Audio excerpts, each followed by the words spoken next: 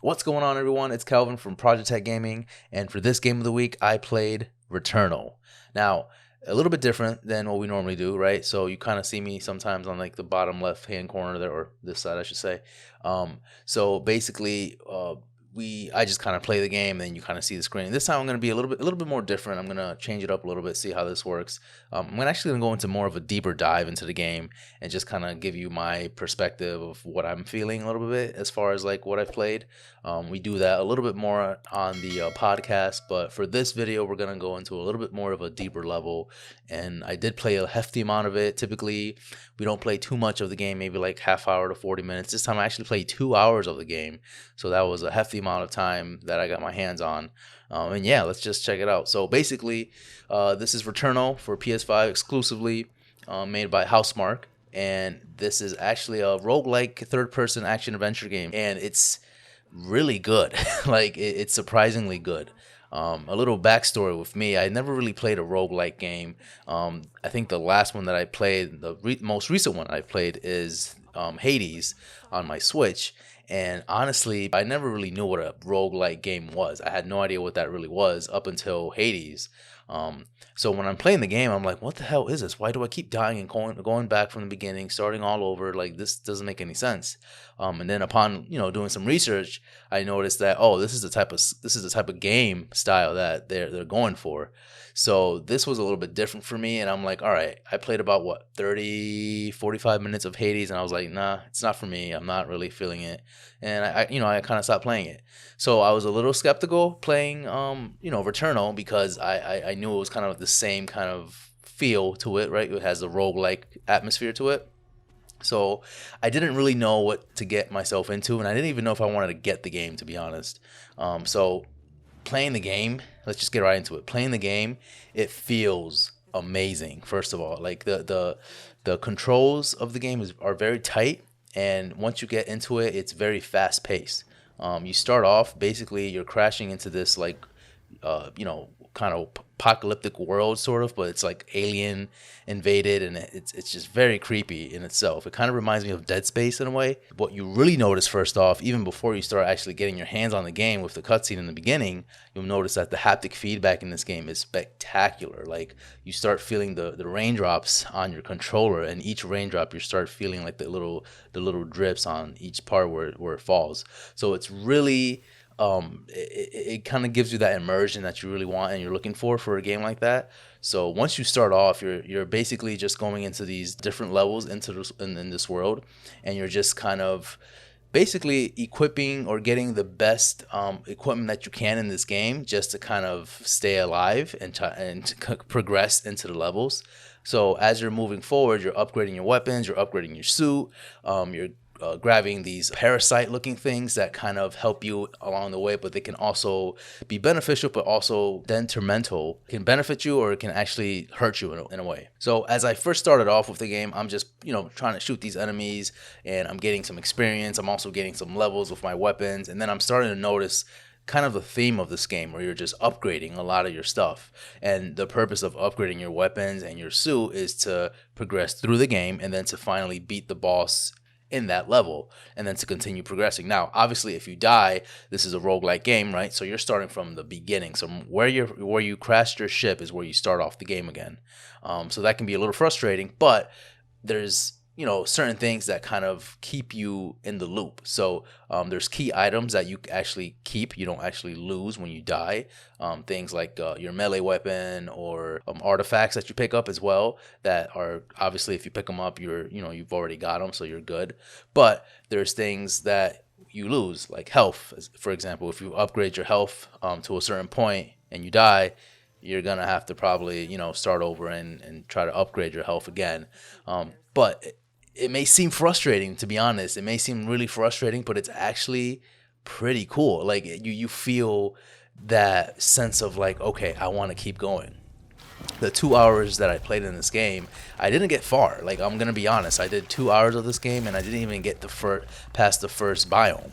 But that doesn't mean that I didn't have fun. Like, I constantly kept dying, but I wanted to keep progressing. And I'm like, all right, cool. So I know how this works. I know what to do next time every time I die.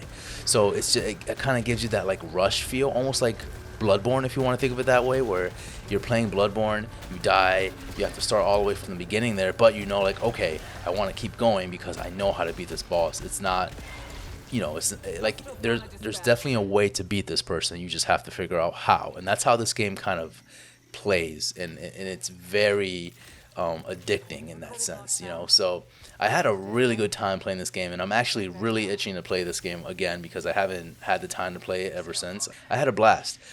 So I recommend this game a lot. Like, this game is phenomenal. Like, you're hearing everyone talk about it. Now, there's some downsides to it, of course, right? So there's no save system, right? It's kind of weird. There's no save system, so if you die, you're starting from the beginning, and you don't really have kind of like a clutch in any of that sense. So and I know it's a roguelike game, but if I want to, switch between another game, if I want to play Call of Duty or something, I have to start from the beginning, and there's no way to save my progress. Even if I'm doing one run, I wish I can just kind of save and then kind of get back to it another time if I wanted to play.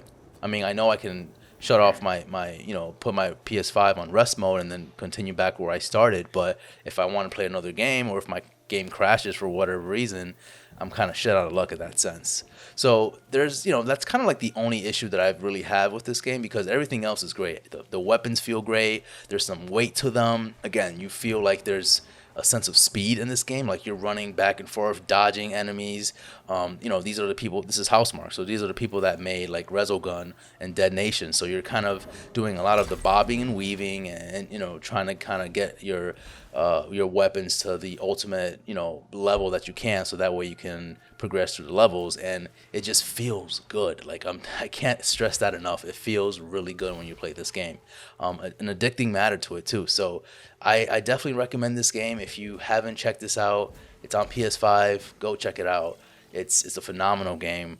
And also, before I even end this, the story has me kind of hooked.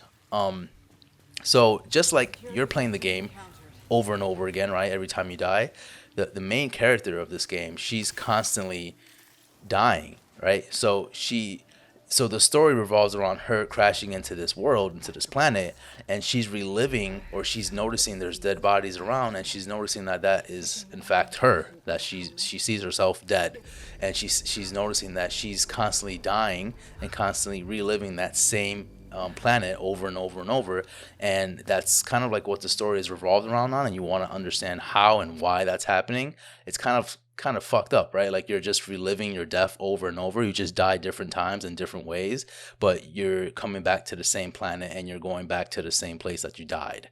So it's interesting in that aspect, but the story is really, really interesting, because you kind of go into deeper level with her past, and you kind of go into this, not too much of a spoiler here, but you're going to this house that I guess she kind of childhood house, and it just kind of gives you this creepy, almost Resident Evil 7 vibes. It's cool. It's really cool, and it goes into this first person mode, so it really immerses you into that part of the game. So I think it's great. Again, the aliens as well, the enemies in this game, they're all different in each way, and they have these cool, they're all different, so you have to attack them and approach them in different ways as well. So they have this creepy, almost Dead Space feel to them, almost like a Dead Space Bloodborne feel to them. So all of the enemies kind of look pretty dope, and they just have this good feeling, like, when you shoot them, it feels good. Like, it just has a really good satisfaction to it when you're fighting these enemies. I recommend this game. This game is great. I can't wait to get back into it. I'm actually going to hop on right now after this video, because it's just that addicting. I think Housemarque did a great job, and it's a sleeper. I feel like not many people were really interested in this game until the game was released and people actually got their hands on it, because I'm going to be honest, like I said in the beginning, I was kind of skeptical about this game as well, because I wasn't really sure how I was going to really vibe with the Housemarque, roguelike, gameplay, right? And not only that, but some of the stuff that I saw in the beginning, it looked cool, but it wasn't really clicking with me up until maybe the most recent PlayStation State of Play, where they showed this game again. They actually kind of hooked me with their gameplay that they showed. It's a very fast-paced game, so I love that part of it. And it just seemed like, okay, I'm upgrading with a purpose, right? So I'm upgrading my weapons and stuff. Even if I die, I still have a chance to upgrade again and just kind of understand, okay, what do I do differently this time to progress through the level, right? Each time you die, the world changes. So you're not going to the same level each time. It's migrated differently. So you're playing the same levels in different ways, if that makes sense. And the enemies spawn differently. So you're never feeling like you're playing the same thing over and over. It's always changing. And the atmosphere just feels very dark and gritty. So you're just always on your toes, but also like just at awe with how everything looks, because the game looks, fantastic. It looks great. So overall, this game is, I don't know. I love this game so far. I can't wait to dive into it a little bit more and hopefully beat the first boss tonight. Like I want to get into a little bit more into the story as well. So this was just the game of the week for Project Tech Gaming Podcast. I'm going to talk about it a little bit more in this week's episode on Friday. So check that out. Thank you guys for watching. And until next time, see you.